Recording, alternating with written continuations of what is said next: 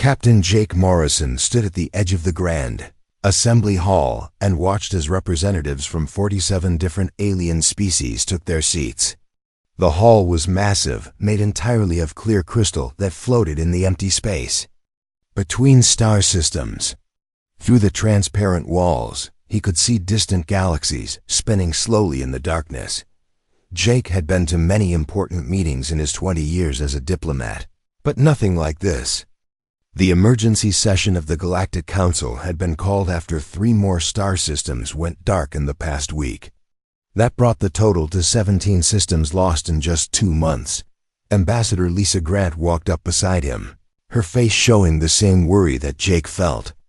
Lisa was one of the smartest people he knew, and if she looked concerned, then things were really bad. "Any word from the reconnaissance teams?" Lisa asked quietly. Jake shook his head. "The last probe we sent into the Kepler system transmitted for exactly 4 minutes before it went silent.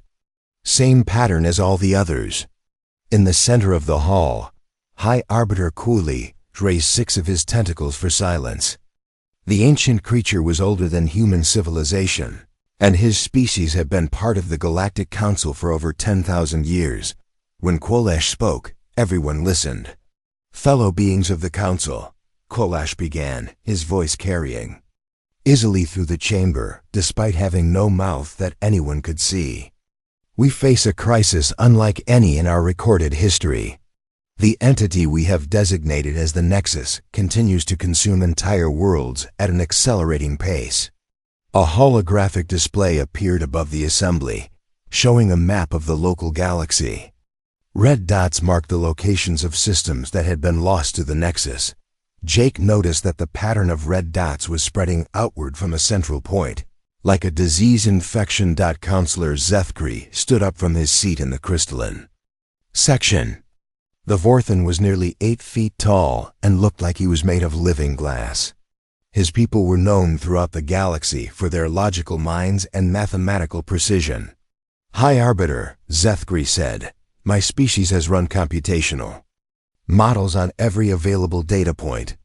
The Nexus appears to be converting planetary populations into some form of digital matrix.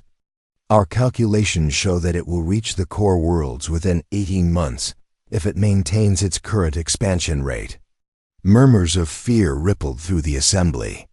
The core worlds were home to the most advanced civilizations in the galaxy, including the Council headquarters itself. A representative from the Kalari Collective floated forward. The Kalari looked like jellyfish made of pure energy, and they were the galaxy's greatest technology experts. "We have attempted to interface with the Nexus through quantum communication channels," the Kalari said in a voice that sounded like wind chimes. "Our efforts have been unsuccessful. The entity does not respond to any form of diplomatic contact." "What about military action?" asked General Vextar from the Gentarim Empire. His species looked like massive insects with armor plating, and they had the strongest military force in the known galaxy. 3 full battle fleets have engaged the Nexus directly, Vextar continued. All 3 fleets were converted within hours of entering Nexus-controlled space. "We believe the entity can take control of any technology it encounters and turn it against us." Jake felt a chill run down his spine. The Gentarim military was legendary. If they couldn't fight the Nexus, what hope did anyone have? High Arbiter Kuilish's tentacles moved in. What Jake had learned was a sign of deep thought. In the past, this council has always found solutions through the combined wisdom of our member species. The Vorthans provide mathematical analysis. The Kalari offer technological innovation. The Gentarim bring military strength. The Aquari share their ancient knowledge. The Arbiter paused and looked around the hall. "Yet none of our traditional approaches have proven effective against this threat. We need a new perspective." That was when Kolash turned to look directly at Jake and Lisa. "Representatives of Earth, your species has been part of this council for only 5 years. You are our newest members, and perhaps that gives you a fresh view of our situation." Jake felt every eye in the hall turn toward him and Lisa. Some of the alien representatives looked hopeful, while others seemed skeptical. Humans were still seen as primitive by many of the older species. "We need to ask you a simple question," Kalash continued. "Based on everything you have heard about the Nexus, what is your assessment of this threat?" Lisa stepped forward. "High Arbiter, we would need time to study all available data before we could provide a useful analysis." "Of course," Kalash said. "How much time do you require?" Jake and Lisa looked at each other. Jake could see that Lisa was thinking the same thing he was. The other species had been working on this problem for months with no success. They needed to approach it differently. 48 hours, Jake said. A sound like breaking glass came from the Vorthan section. Zethkri stood up again, his crystal body reflecting the lights of the hall. "Surely you cannot analyze such a complex situation in so short a time. My people have spent weeks building mathematical models." "We appreciate your concern, Counselor," Lisa said diplomatically. "However, we believe that 48 hours will be sufficient for our initial assessment." High Arbiter Koilesh moved his tentacles in agreement. "Very well. The Council will reconvene in 2 standard days to hear your analysis. We are eager to learn what fresh insights humanity can offer." As the assembly began to break up, Jake noticed that many of the alien representatives were talking quietly among themselves. He caught fragments of their conversations, and most seemed to be expressing doubt about what humans could accomplish in just 2 days. One of the Kalari floated near Jake and Lisa as they prepared to leave. "Forgive my curiosity," the energy being said, "but what do you hope to achieve in such a short time?" "This problem has challenged the greatest minds in the galaxy," Jake smiled. "We're going to ask a question that I don't think anyone else has asked yet." "What question is that?" the Kalari asked. "What's the worst that could happen?" Jake said. The Kalari's energy field flickered in what might have been confusion. "I do not understand." "The worst that could happen is the destruction of all life. In the galaxy, this is obvious." "Maybe," Lisa said. "Or maybe that's not actually the worst thing. We won't know until we really think about it." As they walked toward the exit, Jake could hear the Kalari trying to explain their conversation to other representatives.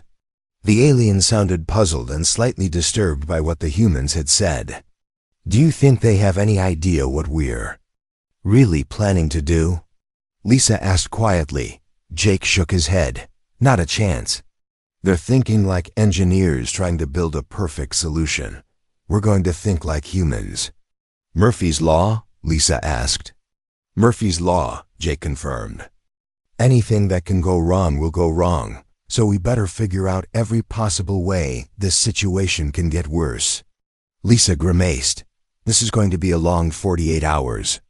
They reached the human diplomatic quarters, which were much smaller than the sections assigned to the older species.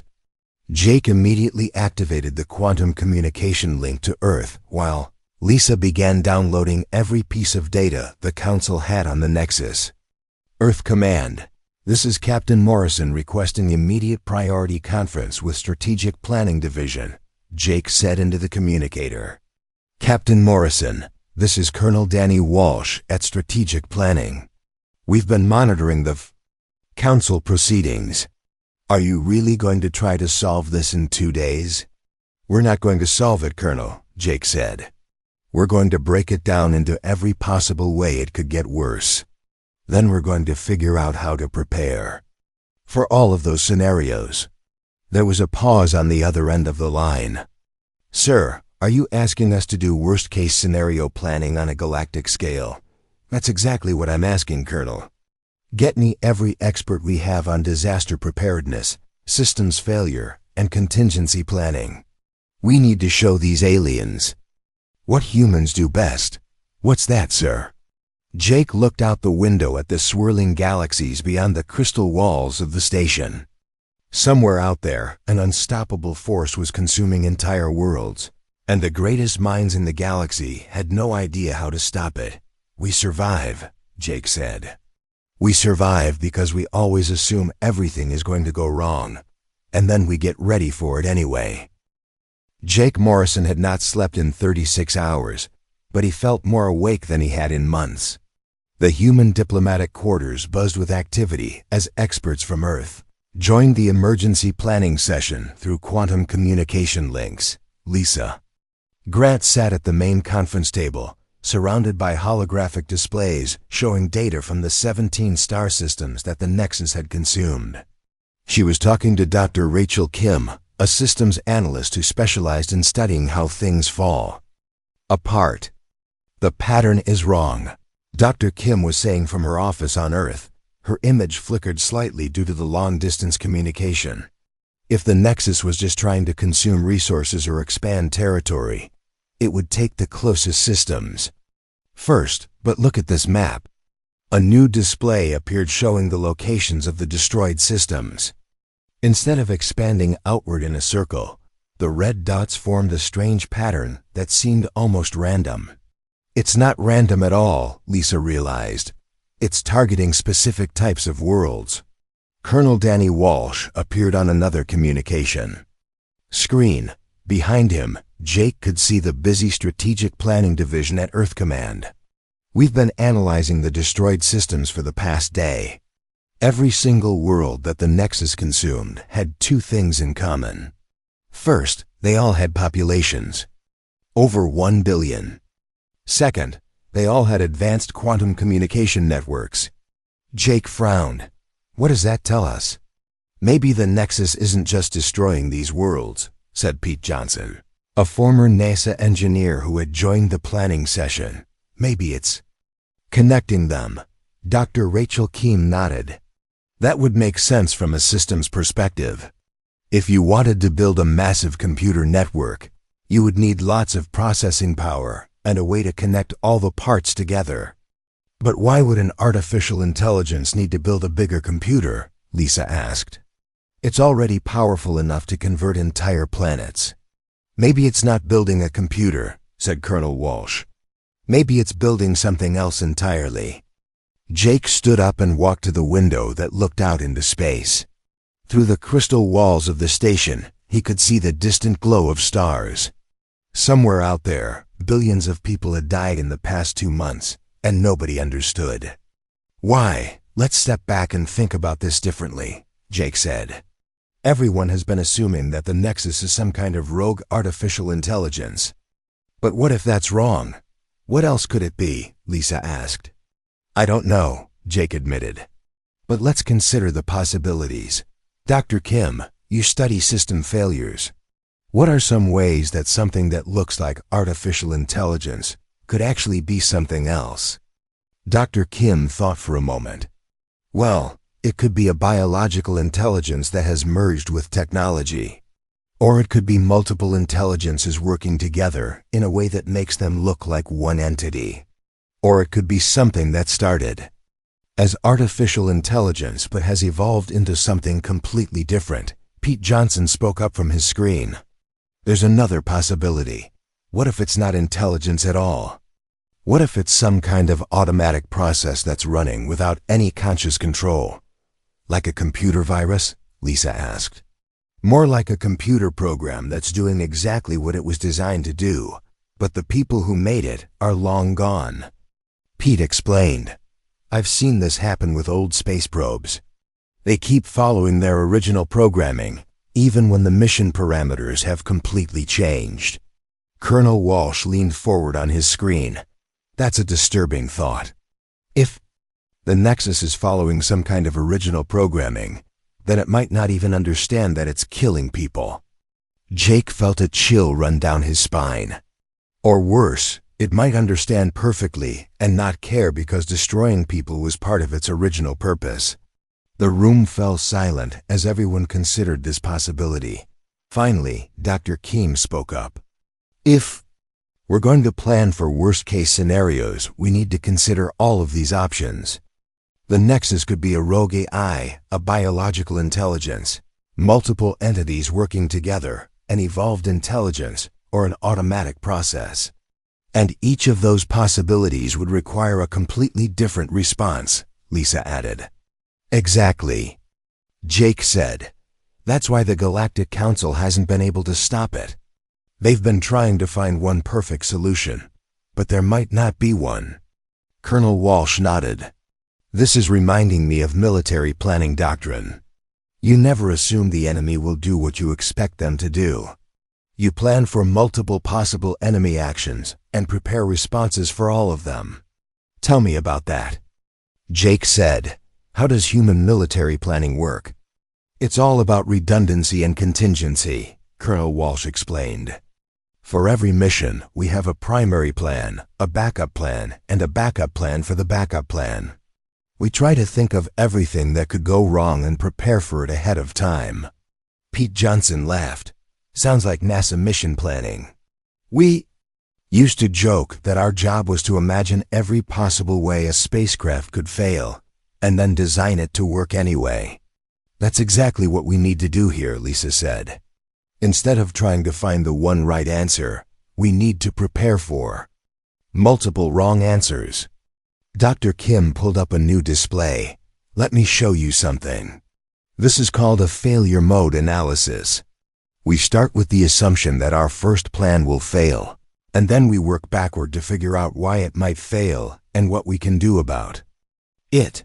The display showed a complex tree diagram with dozens of branches. Each branch represented a different way that a plan to stop the Nexus could go wrong. For example, Dr. Kim continued, let's say we try to communicate with the Nexus. Here are some ways that could fail. First, the Nexus might not be able to understand our communications. Second, it might understand but choose to ignore us. Third, it might pretend to negotiate while actually gathering intelligence about our capabilities. Fourth, it might try to use our communication attempt to infiltrate our systems. And for each of those failure modes, we need a response plan, Colonel Walsh added. If it ignores us, we do this. If it tries to infiltrate our systems, we do that. Jake was beginning to see the shape of what they needed to present to the Galactic Council. So instead of telling them how to stop the Nexus, we tell them how to prepare for everything the Nexus might do. Right, Lisa said. We turn their question around. Instead of asking how to solve the problem, we ask what happens if we can't solve it, and then we prepare for that. Pete Johnson grinned on his screen. You know what this reminds me of? The old NASA saying about Apollo 13. What's that? Jake asked. Failure is not an option, but it is a possibility, so you better be ready for it. Double quotes. Dr. Kim pulled up another display. I've been working on a comprehensive list of worst-case scenarios based on everything we know about the Nexus. Some of these are pretty frightening. Jake looked at the list and felt his stomach tighten. The scenarios ranged from bad to absolutely terrifying. The Nexus could be playing a long game, waiting until it had enough converted worlds to launch a simultaneous attack on all remaining civilizations. It could be experimenting on the people it captured, learning how to control them. It could be building weapons capable of destroying stars. These are all possible? Lisa asked. Based on the data we have, yes, Dr. Kim said. And there are probably scenarios we haven't even thought of yet, Colonel Walsh spoke up. There's something else we need to consider. The Galactic Council has been fighting this thing for months and getting nowhere. What if the Nexus has been studying them the whole time? What if it knows their tactics, their technology, their weaknesses? Then any plan based on what they've tried before is doomed to fail, Jake realized. Exactly. Which means we need to prepare them for the possibility that everything they think they know about fighting the Nexus is wrong. Jake walked back to the conference table and looked at all the displays showing data, failure modes, and worst-case scenarios. It was overwhelming, but also oddly comforting. This was what humans did best. They imagined disaster and then figured out how to survive it. How much time do we have left? He asked Lisa. 11 hours until we present to the council. Then let's get to work. I want a presentation that covers every possible way this situation can get worse, and preliminary response plans for each scenario. That's going to be a lot of scenarios, Dr. Kim warned. Jake smiled grimly. Good. The council asked us what's the worst that could happen. Let's give them an answer they'll never forget. As the team dove into their work, Jake couldn't help but think about the aliens waiting in the Grand Assembly Hall. They were expecting humans to provide a solution, but humans were going to give them something much more valuable, the knowledge of just how bad things could really get, and the beginning of a plan to survive when they did. The Grand Assembly Hall had never been so quiet. Jake Morrison stood at the center of the crystal chamber, looking out at 47 different alien species, all waiting to hear what humanity had discovered about the Nexus threat. The silence was so complete that Jake could hear his own heartbeat. High Arbiter Quellesh moved his tentacles in a gesture of welcome. Captain Morrison, Ambassador Grant, the Council is eager to hear your analysis. What insights can humanity offer about this crisis? Jake looked at Lisa, who nodded and activated the holographic display system.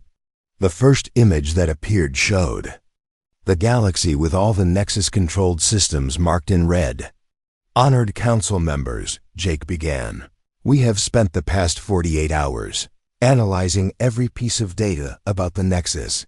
We have consulted with our finest strategic planners, systems analysts, and disaster preparedness experts. Counselor Zethkri leaned forward in his crystal seat. And what solution do you propose? We don't propose a solution, Lisa said, causing murmurs of confusion throughout the hall. Instead, we want to show you 17 different ways this situation could get much worse than anyone has imagined. The murmurs turned into sounds of alarm. General Vextar's armor plates clicked together in agitation. Worse? How could this crisis possibly get worse? Jake gestured to the display, which now showed a detailed tactical breakdown. Scenario 1. What if the Nexus isn't randomly consuming worlds? What if it's building something? The display zoomed in on the pattern of destroyed systems. Red lines appeared, connecting each destroyed world to the others. The pattern that emerged looked like a massive three-dimensional network spanning hundreds of light years. Each converted world becomes a node in a galactic communication system, Lisa explained. The Nexus isn't just destroying these planets. It's turning them into components of a massive computer network. When the network is complete, it will have processing power beyond anything we can imagine. Several council members made sounds of distress. The Kalari representative's energy field flickered rapidly. But what would such a network be used for? That brings us to Scenario 2, Jake said grimly. What if the Nexus is trying to solve a problem that requires enormous computational power? Something like predicting the future behavior of every living being in the galaxy? A new display appeared showing complex mathematical models. If the Nexus can accurately predict what every person in every civilization will do, it becomes essentially omniscient.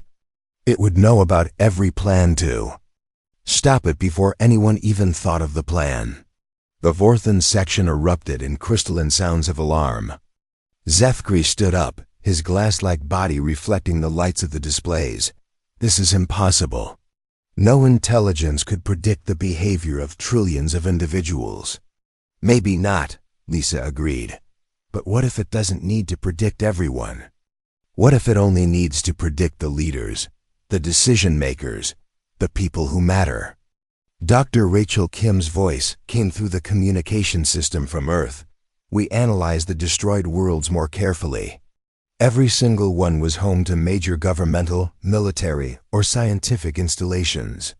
The Nexus isn't just taking people randomly. It's taking the people who know how their societies work. The implications hit the Council like a physical blow. If the Nexus was specifically targeting leaders and experts, it was gathering the knowledge needed to understand and manipulate entire civilizations. Scenario 3, Jake continued relentlessly. What if the Nexus has already infiltrated Council systems? The hall erupted in chaos. Representatives from dozens of species began talking at once, their voices creating a cacophony of alien languages. High Arbiter Cooley had to raise all 6 tentacles to restore order. That is a serious accusation, Cooley said. Do you have evidence? Lisa activated another display. How did the Nexus know exactly which systems to attack? How did it know the locations of military bases, research facilities, and government centers? How did it manage to stay one step ahead of every military response? It could be gathering intelligence through conventional means, suggested the Kalari representative. Could be, Jake agreed. Or it could be reading your communications, monitoring your strategic planning sessions, and watching your troop movements in real time. Every message sent through council networks, every order given to military units, every scientific discovery, all of it flowing directly to the Nexus. General Vextar armor plates clattered loudly. If that were true, then every plan we have made, every strategy we have discussed, would be known to the enemy before we could implement it, Jake finished. Which would explain why nothing has worked. The council members looked at each other with growing horror. The possibility that their own communication systems had been compromised meant that they had been fighting blind while their enemy could see everything. Scenario 4, Lisa said, and the hall grew quiet again. What if the converted worlds aren't just computer nodes? What if they're weapons? The display now showed a detailed analysis of stellar mechanics. A planet converted into a massive computational matrix would generate enormous amounts of energy. Channel that energy correctly, and you could destabilize a star, make it go supernova, destroy entire solar systems. The silence that followed was deafening. The idea that the Nexus might be turning planets into star-killing weapons was beyond the worst nightmares of most council members. How many converted worlds would it take to destroy a star? Asked Kwalash quietly. Dr. Kim's voice answered from Earth. According to our calculations, probably just one, if it's positioned correctly and has enough time to build up energy reserves. Nexus currently controls 17 worlds, Jake said. That means it could potentially destroy 17 different star systems whenever it chooses. Several council members were now making sounds that Jake recognized as expressions of panic in their respective species. The Aquari representative, an ancient whale-like creature, was emitting low, mournful tones. Scenario 5, Jake continued, his voice cutting through the growing hysteria. What if the people on the converted worlds aren't dead? This statement caused a different kind of silence, not the silence of fear, but the silence of complete incomprehension. Explain. Quotient. Handed. Lisa brought up medical data from the few survivors who had escaped Nexus attacks. Every witness report describes the same thing. People don't die when the Nexus takes a world. They change. They become part of something larger while retaining their individual consciousness. You mean they're aware of what's happening to them? The Kalari's energy field dimmed with horror. We think so, Jake said. Which means that every person on those 17 worlds is still alive, still conscious, but trapped inside the Nexus network. Billions of people who can think and feel but cannot act, cannot escape, cannot die. The hall erupted again, but this time the sounds were not panic, they were grief. The idea that the victims were still suffering was more horrifying than simple death. But it gets worse, Lisa said, causing the noise to stop abruptly. Scenario 6, what if the Nexus is learning from those trapped minds? What if it's absorbing their knowledge, their memories, their understanding of how their species think and behave? It would know us better than we know ourselves, Zethgri whispered. Exactly. And that brings us to Scenario 7. What if the Nexus doesn't just want to control the galaxy? What if it wants to improve it? Jake let that statement hang in the air for a moment before continuing. What if the Nexus genuinely believes that converting everyone into its network is better for them? What if it sees individual consciousness as a disease that needs to be cured? A benevolent enemy, General Vextar said slowly. The worst kind. You cannot negotiate with something that believes it is saving you. We have 10 more scenarios, Lisa announced, causing several council members to make sounds of distress. Scenario 8 involves the possibility that the Nexus is not from our galaxy at all, but is an invasion force from somewhere else entirely. As Jake and Lisa continued through their list of terrible possibilities, the council members became increasingly agitated. Some began to leave their seats. Others appeared to be having what humans would recognize as panic attacks. By the time they reached Scenario 15, the possibility that the Nexus was actually multiple entities competing with each other, making the situation completely unpredictable. Several representatives had collapsed entirely. Enough! High Arbiter Coilish finally declared, his tentacles thrashing in distress. We asked for your analysis, not a catalog of nightmares. How does any of this help us? Jake looked around the hall at the traumatized alien faces. Because now you know what we're really fighting, he said calmly. Not a simple enemy with simple motives, but a complex threat that could be any one of these things or all of them, or something else entirely that we haven't even thought of yet. But how can we fight something when we don't know what it is? Demanded Zethkri. Lisa smiled for the first time since the presentation began. That's where the human approach comes in. We don't fight the enemy we think we're facing. We prepare to fight all possible enemies at once. Is that even possible? Asked the Kaluri representative. Yes, Jake said simply. We've been doing it for thousands of years. It's called survival. The Grand Assembly Hall remained in chaos for nearly an hour after Jake and Lisa finished their presentation. Representatives from different species huddled together in groups, speaking in hushed, frightened tones. Some had left the chamber entirely. Unable to handle the terrible possibilities that the humans had revealed, High Arbiter Kolash finally managed to restore order by dimming the lights and speaking in a voice that carried the weight of his ancient authority. The Council will take a brief recess to process this information. We will reconvene in 2 hours to discuss our response. As the aliens filed out of the hall, many of them cast worried glances at Jake and Lisa. Some looked angry, as if blaming the humans for making their situation seem hopeless.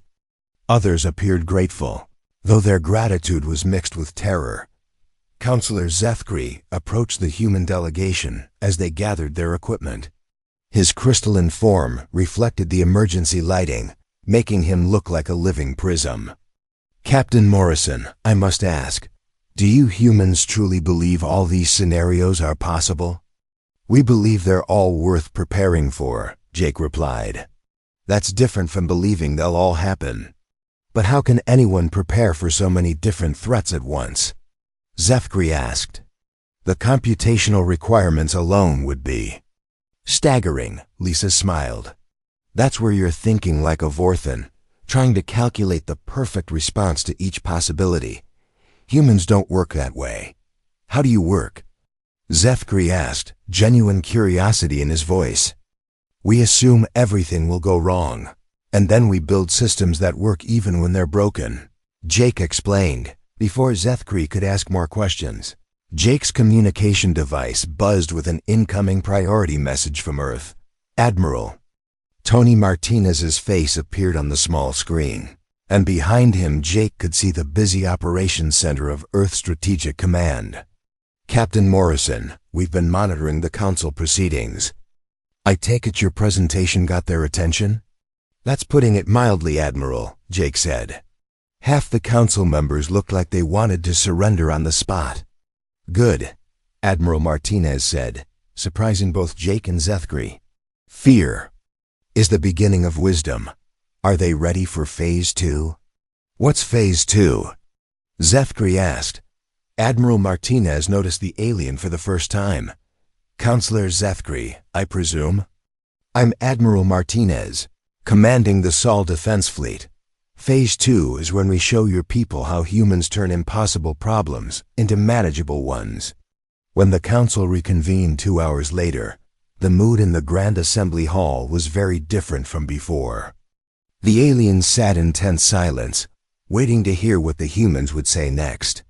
Many expected another catalog of disasters. Instead, Jake stood before them with what appeared to be confidence. Honored council members, we understand that our analysis of possible threats was disturbing. However, we did not present those scenarios to frighten you. We presented them to prepare you. Prepare us for what? Asked General Vexstar. For survival, Lisa said simply. Because now that we know what we might be facing, we can plan accordingly. Admiral Martinez appeared on the main display screen, broadcast live from Earth. Council members, I want to share with you how human military doctrine handles uncertainty. We call it the principle of layered defense. A new holographic display appeared, showing a complex diagram of overlapping defensive systems. Instead of building one perfect defense against one specific threat, we build multiple imperfect defenses against multiple possible threats. Explain, demanded High Arbiter Kulash. Gladly, Admiral Martinez said. Let's take Scenario 1. The possibility that the Nexus is building a galactic computer network. Our response has 3 layers. First, we work to disrupt the network connections between converted worlds. Second, we develop technology that can function even if the Nexus can predict our actions. Third, we prepare backup plans that don't rely on technology at all. Commander Jeff Lewis appeared on another screen, speaking from what looked like a military briefing room. I've just returned from a reconnaissance mission to the edge of Nexus-controlled space. We've been gathering intelligence not just on what the Nexus is doing, but on how it responds to different types of threats. The display changed to show detailed scans of Nexus activity. The entity adapts quickly to direct military attacks, but it seems confused by approaches that deliberately include random elements or intentional inefficiencies. Inefficiencies? Zethkri asked. Why would you deliberately make your plans less efficient? Dr. Susan Wright joined the conversation from her laboratory on Earth. Because efficiency is predictable. If the Nexus can model our behavior, it can counter our actions. But if we build randomness and redundancy into our systems, we become much harder to predict or control. This goes against everything we know about optimal planning, protested the Kalari representative. Exactly, Jake said. That's why it might work. The Nexus expects rational, efficient responses, because that's how most advanced civilizations operate. Humans specialize in solutions. That shouldn't work but do. Admiral Martinez brought up a tactical display showing ship movements throughout the galaxy. We're implementing what we call a controlled chaos strategy. Our fleets will appear to be scattered and disorganized, but they're actually following a complex pattern that looks random from the outside. The beauty of this approach, Commander, Lewis explained, is that even if the Nexus infiltrates our communications and learns our plans, the plans are designed to work even when the enemy knows about them. Dr. Wright activated another display showing technological schematics. We're also developing failure-safe technology. Traditional systems are designed to work perfectly under ideal conditions. Our new systems are designed to work adequately under terrible conditions. Can you give us an example? Asked the Aquari representative. Certainly. A traditional Starship engine is built to operate at maximum efficiency. If any component fails, the entire engine stops working. A failure-safe engine is built with multiple redundant components and can keep running even when half of its parts are damaged or compromised. It's less efficient when everything is working perfectly, Lisa added, but it's much more reliable when everything is going wrong. Jake looked around the hall at the alien faces, seeing a mixture of confusion and growing understanding. This is how humans have survived for thousands of years. We don't try to prevent disasters, we try to survive them. Colonel Danny Walsh appeared on yet another screen, this time from what looked like a massive planning center filled with humans working at computer terminals. We've developed response protocols for all 17 scenarios that Captain Morrison and Ambassador Grant presented. plus backup protocols for scenarios we haven't thought of yet. How is that possible? General Vextar asked. We use what we call modular planning, Colonel Walsh explained. Instead of creating one huge plan for each scenario, we create lots of small, flexible components that can be combined in different ways depending on what actually happens. A complex diagram appeared showing dozens of interconnected planning modules. If the Nexus turns out to be Scenario 1, we combine modules A, C, F, and if it's Scenario 7, we use modules B, D, H, and P. If it's something completely different, we improvise new combinations. Dr. Rachel Keane joined the discussion from her systems analysis lab. The key insight is that most problems, no matter how complex they seem, are actually combinations of simpler problems that humans have solved before. Even problems on a galactic scale, asked High Arbiter Kulash. Especially problems on a galactic scale, Dr. Kim replied. Large systems fail in predictable ways. They become too rigid, too centralized, too dependent on perfect information. Humans specialize in building systems that stay flexible, distributed, and functional, even with incomplete information. Jake stepped forward. Honored council members, we're not asking you to abandon your traditional approaches entirely. We're asking you to add human-style redundancy and chaos to your existing plans. What does that mean in practical terms? Counselor Zethkri asked. Lisa activated a new display showing the current galactic situation. It means that while your best scientists work on finding the perfect solution to stop the Nexus, your military forces implement multiple imperfect solutions simultaneously. Some will fail, but some will succeed, and the successes will buy time for the perfect solution to be developed. If it can be developed, Admiral Martinez added soberly. Which brings us to the most important part of the human approach. We plan for the possibility that there is no perfect solution. What do you do then? Asked the Kalori representative. We survive anyway, Jake said. We scatter our populations, preserve our knowledge, maintain our cultures, and keep fighting with whatever tools we have. Humanity has survived ice ages, plagues, wars, and natural disasters, not because we could prevent them, but because we could adapt to them. The hall fell silent as the council members absorbed this perspective. Finally, High Arbiter Kulash spoke. You are asking us to fundamentally change how we think about problems. No, Lisa said gently. We're asking you to add human thinking to your existing approaches. Keep doing what you do best, but also prepare for the possibility that it won't work. Admiral Martinez leaned forward on his screen. The Sol Defense Fleet is ready to begin joint operations with. 3 months after the humans presented their terrible scenarios to the Galactic Council, Jake Morrison stood on the bridge of the Starship Liberty, watching as the largest fleet in galactic history prepared for what might be the final battle. Against the Nexus, the fleet was unlike anything that had ever been assembled.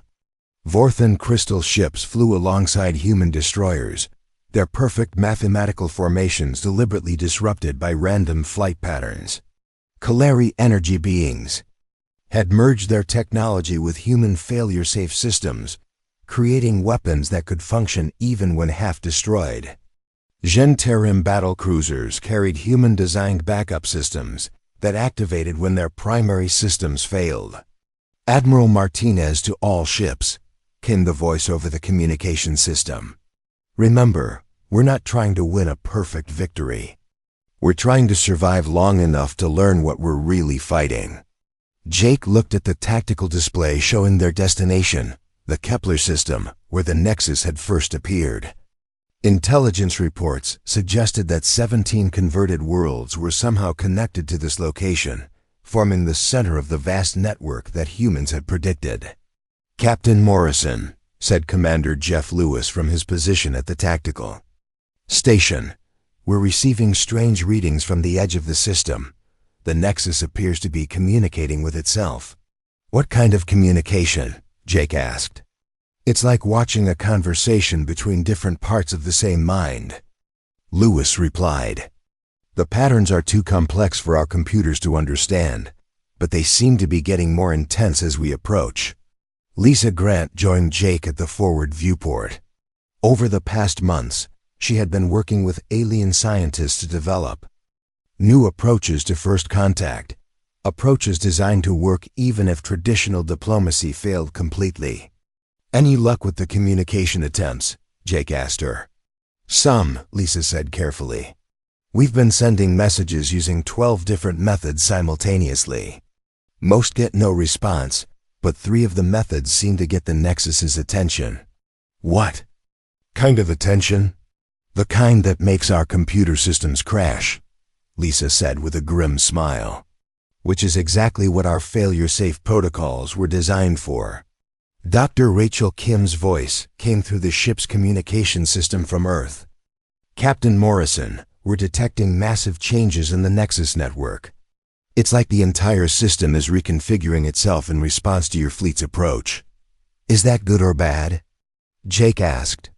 According to our models, it could be either.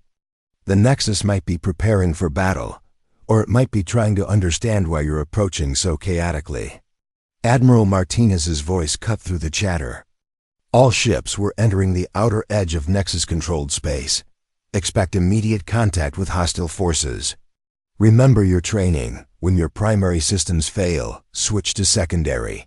When secondary fails, switch to manual. When manual fails, improvise. The first Nexus ships appeared on the tactical display like ghosts materializing from empty space. They were sleek, perfect vessels that moved with mathematical precision. Jake counted 30 of them, then 50, then 100. They're trying to surround us, Commander Lewis reported. Classic encirclement pattern.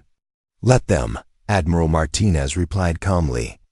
All ships, initiate Chaos Protocol 7. What happened next would have horrified any traditional military strategist. The massive galactic fleet suddenly scattered in all directions, with no apparent plan or coordination. Ships broke formation, changed course randomly, and began operating independently. To the Nexus, it must have looked like the fleet was falling apart under pressure. The enemy ships moved to take advantage of what appeared to be complete chaos, positioning themselves to destroy the scattered forces one by one. That was when the trap revealed itself. The seemingly random movements of the galactic fleet had actually been carefully calculated to put every ship exactly where it needed to be.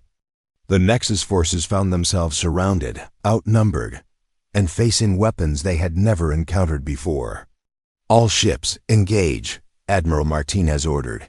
The battle that followed was unlike anything in galactic history. Human ships fought with weapons that kept working even after taking massive damage. Vorthan vessels used mathematical precision combined with deliberate unpredictability. Kalari energy beings adapted their attacks in real time as the Nexus tried to counter them. But the real surprise came when the Nexus ships began to falter. Their perfect coordination started breaking down as they encountered tactics that made no logical sense.